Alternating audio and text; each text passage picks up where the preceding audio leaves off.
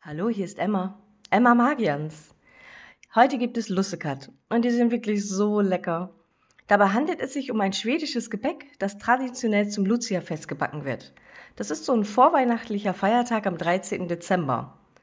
Und hier haben wir schon die Hauptzutat, nämlich Safran. Ich habe jetzt hier 0,1 Gramm. Normalerweise habe ich in Rezepten auch wirklich 1 Gramm gefunden.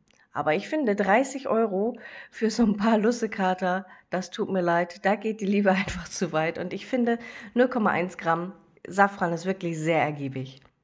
Das Ganze gebe ich jetzt hier schon mal in die Milch. Die werde ich gleich noch ein bisschen im Backofen bei 50 Grad erwärmen.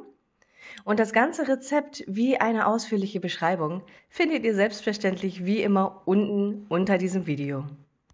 Übrigens, die Plural von Lussekat sind Lussekatter, was so viel wie Lucia-Katzen bedeutet. Sie werden aber auch Safranskuse oder Julkuse genannt. Und es tut mir leid, mein Schwedisch ist begrenzt, ich habe es bestimmt nicht ganz perfekt ausgesprochen. So, hier geht's los. 1 Kilogramm Mehl, dann habe ich hier Salz und Zucker.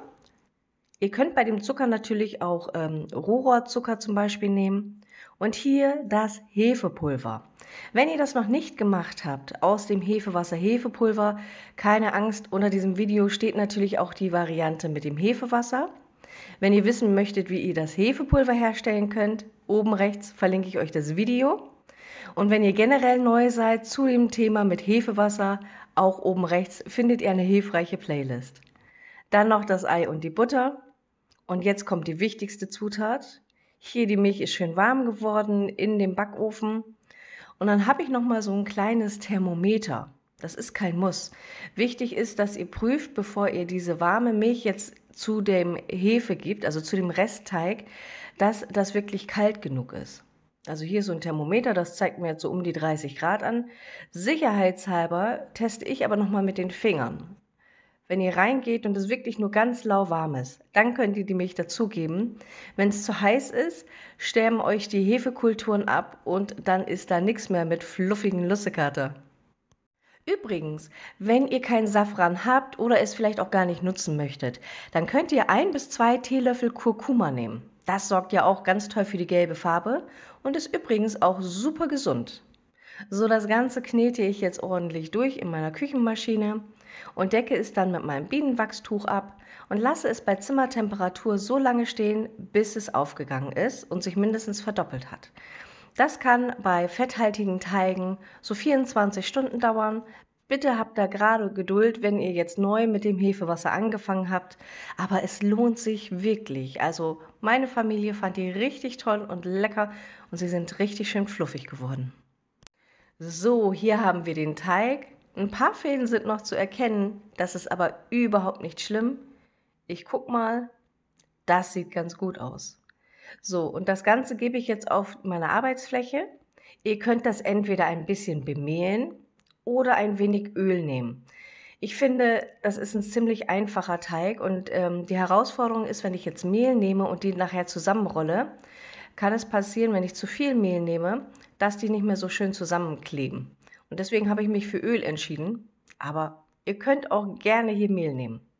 So, und weil das ja wirklich 1 Kilogramm Teig sind, mache ich mir erst einmal nur die Hälfte hier. Dann ist das nämlich einfacher zu bearbeiten.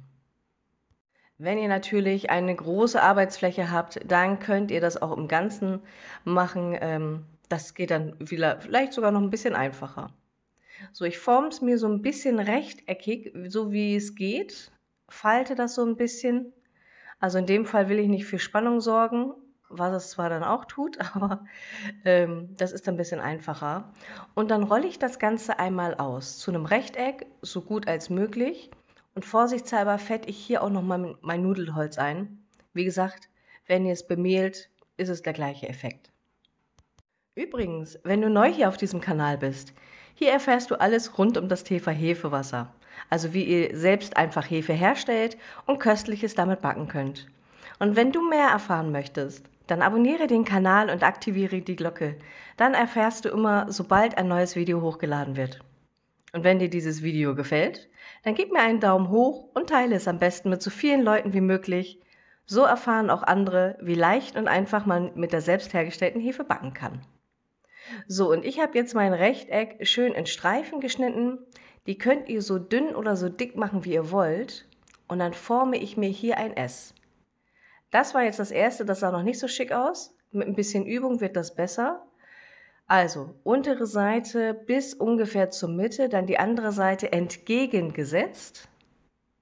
So, zack, zusammengesetzt und ab auf ein mit Backpapier ausgelegtes Backblech. Und hier jetzt nochmal von einer anderen Perspektive, dann ist das vielleicht nochmal einfacher zu sehen. So, das so ein bisschen einrollen. Und ich kannte die vorher gar nicht. Ich bin auf diese Lussekater durch Zufall gestoßen und die sahen so süß aus. Guckt mal hier, ganz einfach gemacht, ab aufs Backblech.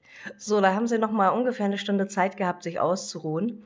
Und dann werden sie dort, wo der Kreis quasi innen aufhört, noch mal mit einer Rosine bestückt. Die meisten, die mich kennen, wissen, ich bin nicht so der Rosinen-Fan. Ich habe sie zwar zu Hause und auch für die Puddingschnecken benutzt, aber tatsächlich, ich mag das lieber mit Schoko. Ihr könnt selber entscheiden, was ihr am liebsten mögt. Ich habe die auch schon gesehen mit Hagelzucker bestreut. So, und dann habe ich den Ofen vorgeheizt, bei Ober- und Unterhitze, 225 Grad, habe eine Schüssel Wasser hineingestellt und dann haben die so ungefähr, ja, die großen so 10 bis 15 gebacken, die kleineren 6 bis 8 Minuten. Da einfach eben kurz gucken. Und wenn die ganz frisch und heiß aus dem Ofen gekommen sind, dann verquirle ich das Ei. Ich finde, das geht am besten, wenn man das in diesem Gefäß schüttelt. Und dann bestreiche ich die ganz ausführlich.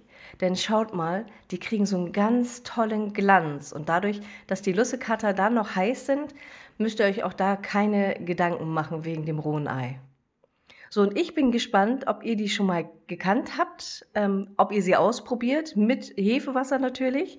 Und ich freue mich wie immer über eure Kommentare. Passt bitte auf euch auf und habt eine ganz schöne vorweihnachtliche Zeit.